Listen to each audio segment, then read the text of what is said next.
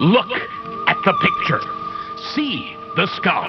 Visible Frankenstein controls. The Brain Thoughts broadcasting radio. The Frankenstein earphone radio. The latest new skull reforming to contain all Frankenstein controls. All right, everybody. Welcome to episode 2 of Frankenstein Controls Blood Meridian project. Before we get right into it, I wanted to explain something. That's sort of why I like doing this the way we're doing it, because I can provide a little bit of exposition here and there about certain things. I'm certainly going to do that for all of the guns when we get to those, because that's fun. But I wanted to explain. It mentioned Toadvine's branding that he has on his been between his HT and then F. That stands for Horse Thief Felon. Oh, that is why he has those brands on him, because he got caught doing the bad things, and they pretty fucked up for just stealing a horse. Yeah. What the fuck? Yeah, back then livestock was like literally your livelihood, and it could fuck up your entire life and kill your family if somebody took like the thing you were going to eat for the winter. Yeah. But which is what I mean, I guess I'm implying people ate horses in the winter in the dark times. They did. I'm sure they did. They had to burn the donkey. Another thing, I'm flirting with the temptation to do this. I just have to have more presence of mind about it, but just to slip in funnies here and there. Don't. Don't. When Toadvine was having the kid kick that guy they were assaulting, I realized I missed a golden opportunity to read in perfect cadence, "The kid kicked sand into Cool Cat's face."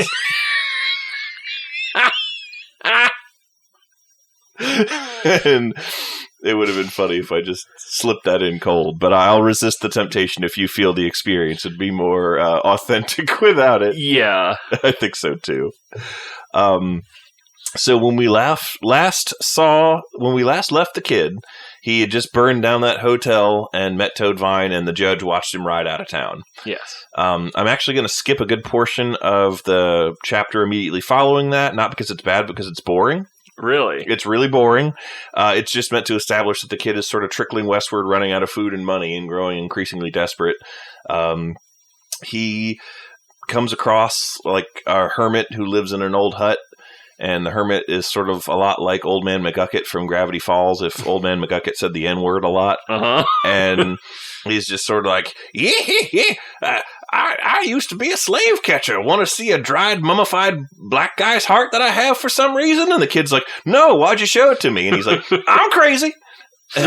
And then they eat the hermit's gross food, and then the kid leaves, and that's all that happens. And it takes like a million pages. Okay. So we're skipping that. So is this a speed run now? Yeah. Of our Let's Read? We're speed running. We're speed running our Let's Read of Blood Meridian just a little bit. When I'm rereading the book, I always skip that part just because nothing incredibly poetic or foreshadowing happens. It's just a gross old man who lives in a hut and says racist things and gives the kid a rabbit. I can get that from going to my grandparents. So. Exactly. I feel like I had that experience a lot just walking down the street in Richmond. I was going to say when we lived in Richmond, but also there. You should have read the chapter in the time it took you to make this. Yeah, get to reading, boy. Yeah. So without further ado, I'm going to pick up where we left off. So after he meets the hermit, he meets some people who are driving a herd of cattle, and he just sort of briefly hangs out with them, and they give him some food, and he keeps going on his ratty old mule. Okay. And he's about to come across another town. So here we are. He came upon Bear in the evening of the 4th day, and he sat the tattered mule on a low rise and looked down at the town. The quiet adobe houses, the line of green oaks and cottonwoods that marked the course of the river, the plaza filled with wagons and their Onisberg covers and whitewashed public buildings, and the Moorish church dome rising from the trees, and the garrison and the tall stone powder house in the distance. A light breeze stirred the fronds of his hat. That's another thing. He made a hat out of twigs. Mm. That's another thing we missed in the riveting hermit chapter. Yes. His matted, greasy hair. His eyes lay dark and tunneled and caved in a haunted face, and a foul stench rose from the wells of his boot tops. The sun was just down, and to the west lay reefs of blood-red clouds, up out of which rose little desert nighthawks like fugitives from some great fire at the earth's end. He spat a dry white spit and clumped the cracked wooden stirrups against the mule's ribs, and they staggered into motion again. He went down a narrow sandy road, and as he went, he met a dead cart bound out with a load of corpses, a small bell tolling the way, and a lantern swinging from the gate. 3 men sat on the box, not unlike the dead themselves, or spirit folk, so white were they with lime and nearly phosphorescent in the dusk. A pair of horses drew the cart, and they went on up the road in a faint miasma of carbolic and passed from sight. He turned and watched them go. The naked feet of the dead jostled stiffly from side to side. It was dark when he entered the town, attended by barking dogs, faces parting the curtains in the lamplit windows. The light clatter of the mules' hooves echoing in the little empty streets. The mule sniffed the air and swung down an alleyway into a square where there stood in the starlight a well, a trough, and a hitching rail. The kid eased himself down and took the bucket from the stone coping and lowered it into the well. A light splash echoed. He drew the bucket, water dripping in the dark. He dipped the gourd and drank, and the mule muzzled his elbow. When he'd done, he set the bucket in the street and sat on the coping of the well and watched the little mule drink from the bucket. He went on through town leading the animal. There was no one about. By and by he entered a plaza, and he could hear guitars and a horn. At the far end of the square, there were lights from a cafe and laughter and high-pitched cries.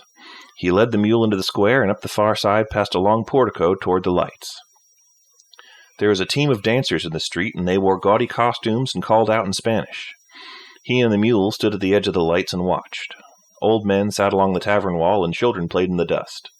They wore strange costumes all, the men in dark flat-crowned hats, white nightshirts, trousers that buttoned up on the outside leg, and the girls with garish painted faces and tortoiseshell combs in their blue-black hair. The kid crossed the street with the mule and tied it and entered the cafe. A number of men were standing at the bar, and they quit talking when he entered.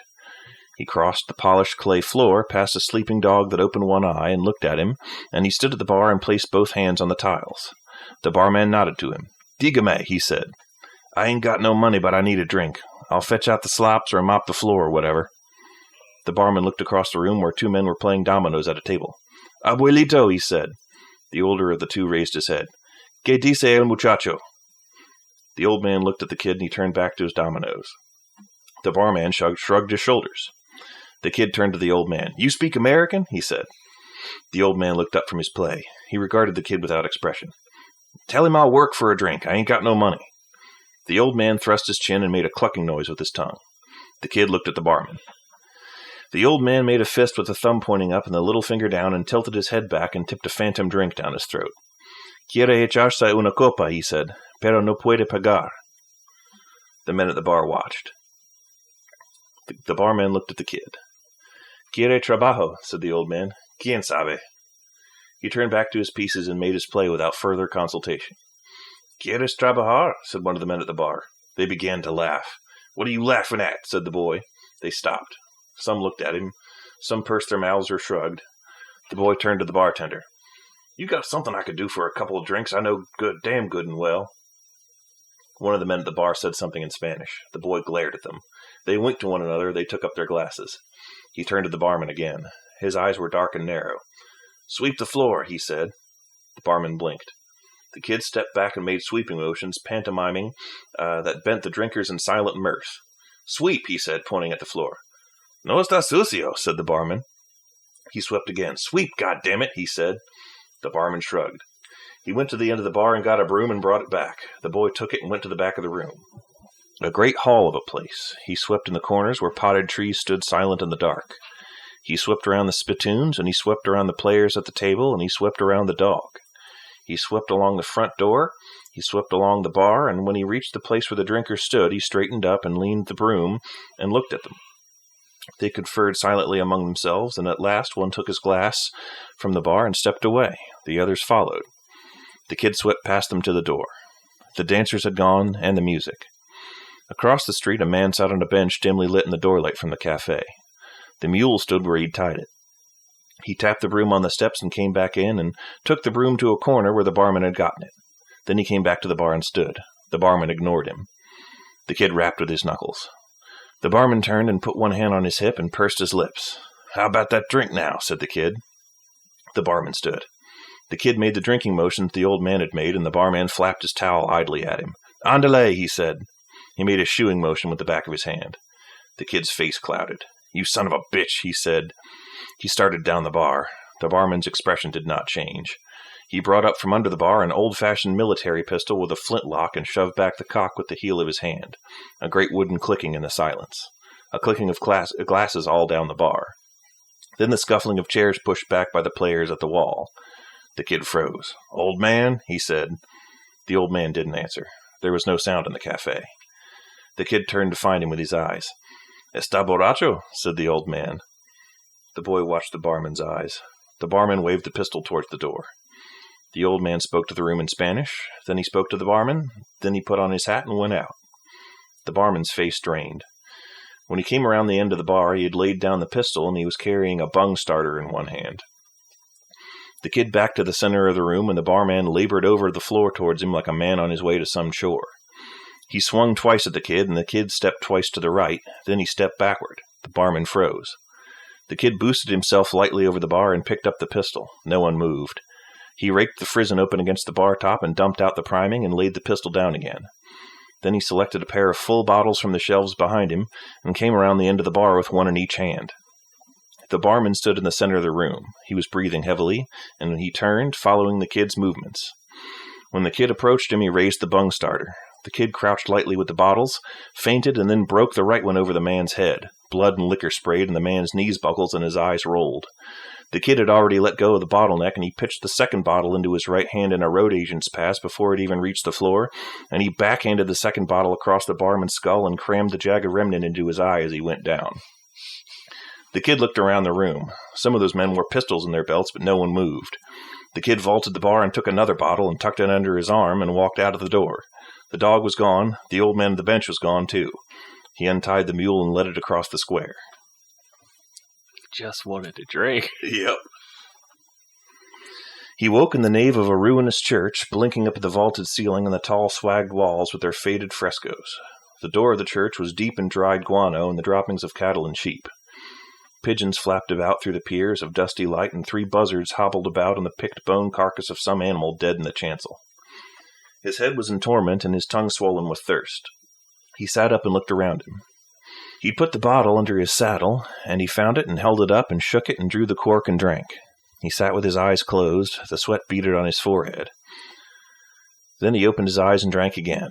The buzzards stepped down one by one and trotted off into the sacristy. After a while, he rose and went out and looked for the mule.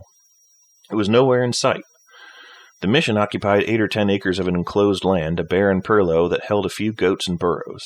In the mud walls of the enclosure were cribs inhabited by families of squatters, and a few cook fires smoked thinly in the sun.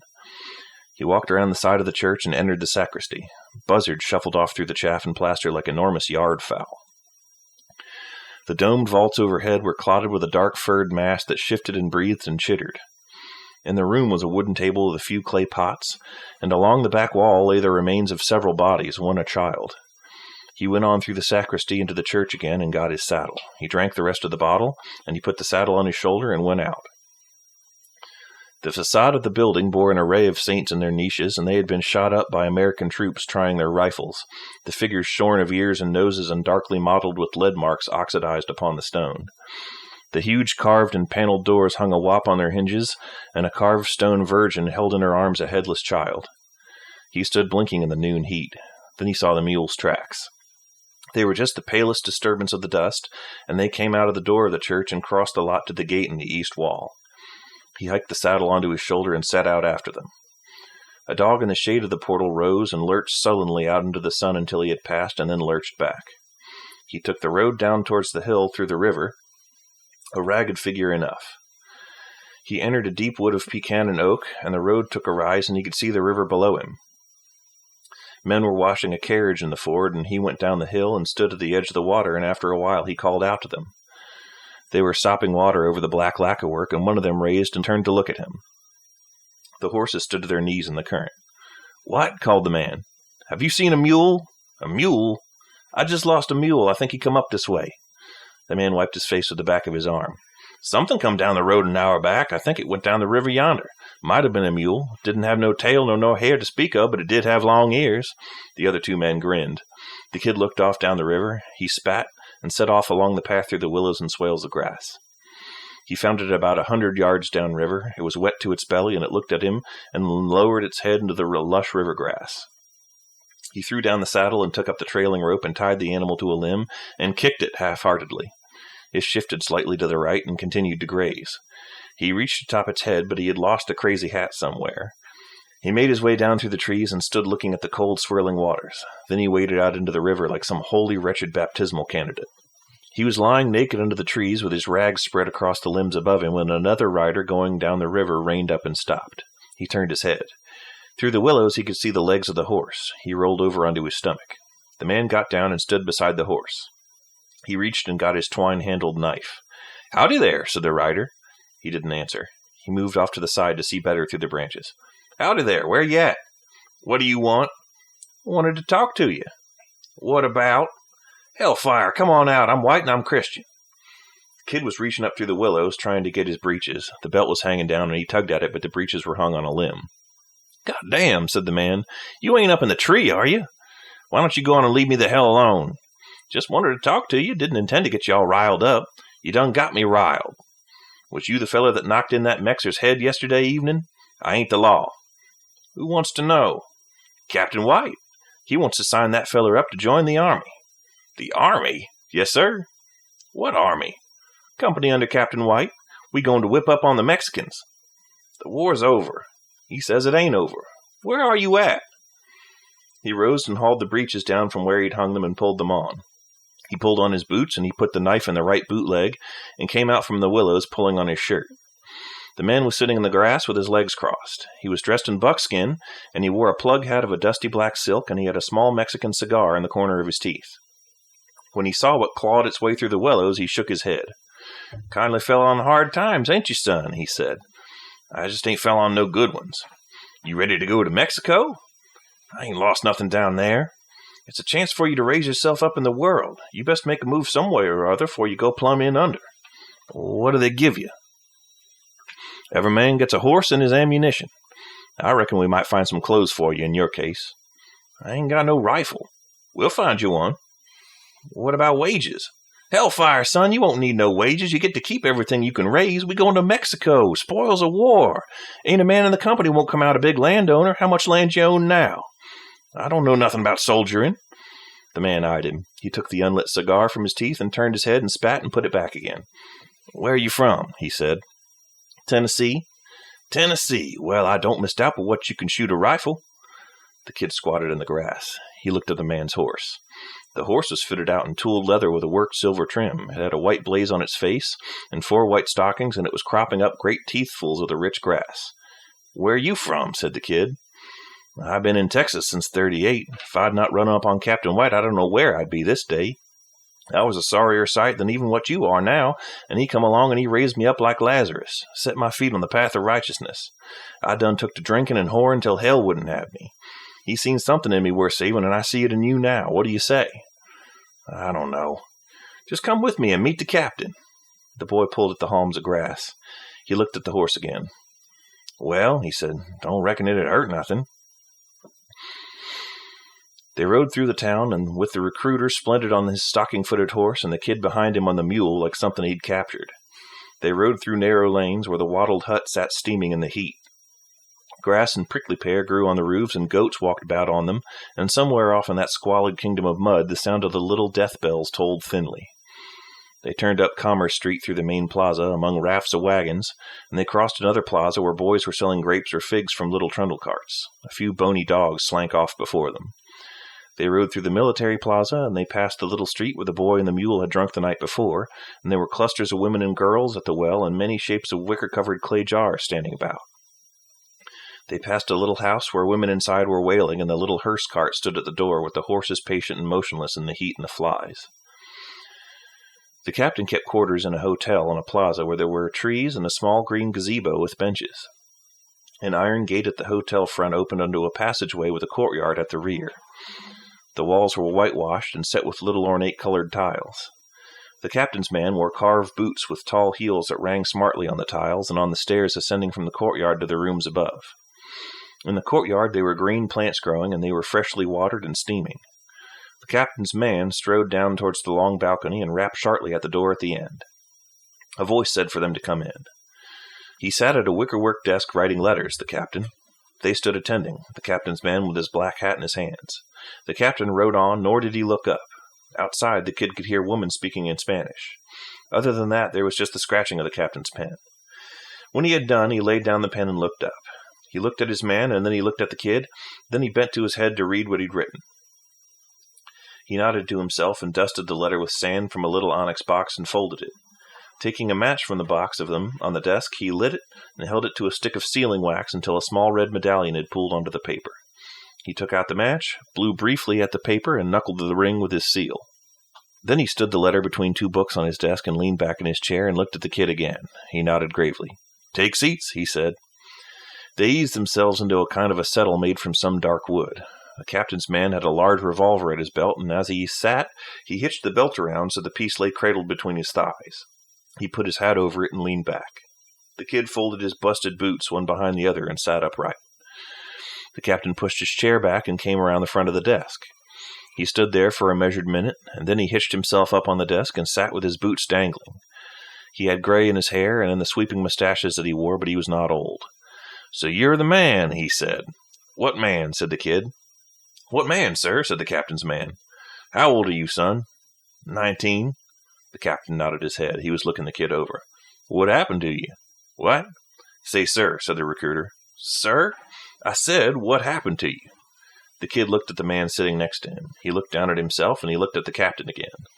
"I was fell on by robbers," he said. "Robbers," said the captain. "Took everything I had. Took my watch and everything." "Have you got a rifle?" "Not no more, I ain't." "Where was it you was robbed?" "I don't know. There was no name to it. It was just a wilderness." "Well, where were you coming from?" "I was coming from Nacogdoches?" "Yeah. Yes, sir. Yes, sir." "How many were there?" The kid stared at him. "Robbers. How many robbers?" "7 or 8, I reckon. I got busted in the head with a scantlin." The captain squinted one eye at him. "Were they Mexicans?" "Some. Mexicans and racist term." "There was a white or two with them. They had a bunch of cattle they'd stole. Only thing they left me with was an old piece of knife I had in my boot." The captain nodded. He folded his hands between his knees. "So, what do you think of the treaty?" he said. The kid looked at the man on the settle next to him. He had his eyes shut. He looked down at his thumbs. "I don't know nothing about it," he said. "Well, I'm afraid that's the case with a lot of Americans," said the captain. "Where are you from, son?" "Tennessee." "You weren't in the Volunteers of Monterey, were you?" "No, sir." "Bravest bunch of men under fire I believe I ever saw. I suppose more men from Tennessee bled and died on the field in northern Mexico than any other from any state. Did you know that?" "No, sir." "They were sold out. Fought and died down there in that desert, and then they were sold out by their own country." The kid sat silent. The captain leaned forward. "We fought for it. Lost friends and brothers down there, and by God, if we didn't give it back to a bunch of barbarians that even the most biased in their favor will admit have no least notion in God's earth of honor or justice or the meaning of a republican government. A people so cowardly they've paid tribute 100 years to tribes of naked savages, given up their crops and livestock, mines shut down, whole villages abandoned, while a heathen horde rides over the land, looting and killing with total immunity. Not a hand raised against them. What kind of people are these? The Apaches won't even shoot them. Did you know that? They killed them with rocks." The captain shook his head. He seemed made sad by what he had to tell. "Did you know that when Colonel Doniphan took Chihuahua City, he inflicted over 1,000 casualties on the enemy and lost only one man, and him all but a suicide? With an army of unpaid irregulars that called him Bill, were half naked and had walked to the battlefield from Missouri?" "No, sir." The captain leaned back and folded his arms. "What we are dealing with," he said, "is a race of degenerates, a mongrel race, little better than racist term, and maybe no better. There is no government in Mexico. Hell, there's no God in Mexico. Never will be. We are dealing with a people manifestly incapable of governing themselves. And do you know what happens with people who cannot govern themselves? That's right. Others come in to govern it for them. There are already some 14,000 French colonists in the state of Sonora. They are being given free land to settle. They are being given tools and livestock. Enlightened Mexicans encourage this. Paradis is already calling for secession from the Mexican government. They'd rather be ruled by toad-eaters than thieves and imbeciles. Colonel Carrasco is asking for American intervention, and he's going to get it." Right now they are forming in Washington a commission to come out here and draw up the boundary lines between our country and Mexico. I don't think there's any question that ultimately Sonora will become a United States territory. Guaymas a U.S. port. Americans will be able to get to California without having to pass through our benighted sister republic, and our citizens will be protected at last from the notorious packs of cutthroats presently infesting the routes which with they are obliged to travel. The captain was watching the kid. The kid looked uneasy. Son, said the captain, we are to be the instruments of liberation in a dark and troubled land. That's right. We are to spearhead the drive. We have the tacit support of Governor Burnett of California. He leaned forward and placed his hands on his knees. And we will be the ones who will divide the spoils. There will be a section of land for every man in my company. Fine grassland, some of the finest in the world. A land rich in minerals and gold and silver. I would say beyond the wildest speculation. You're young, but I don't misread you. I'm seldom mistaken in a man. I think you mean to make your mark upon this world. Am I wrong?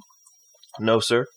No, and I don't think you're the sort of chap to abandon a land that Americans fought and died for to a foreign power.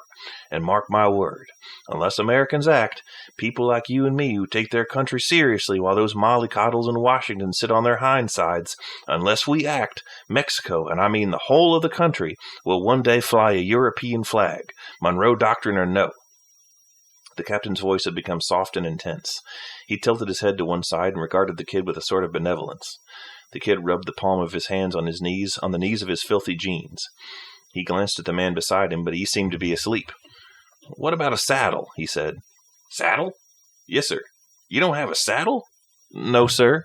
I thought you had a horse. A mule. I see. I got an old hull on the mule, but there ain't much left of it. Ain't a whole lot left of the mule. He said I was to get a horse and a rifle.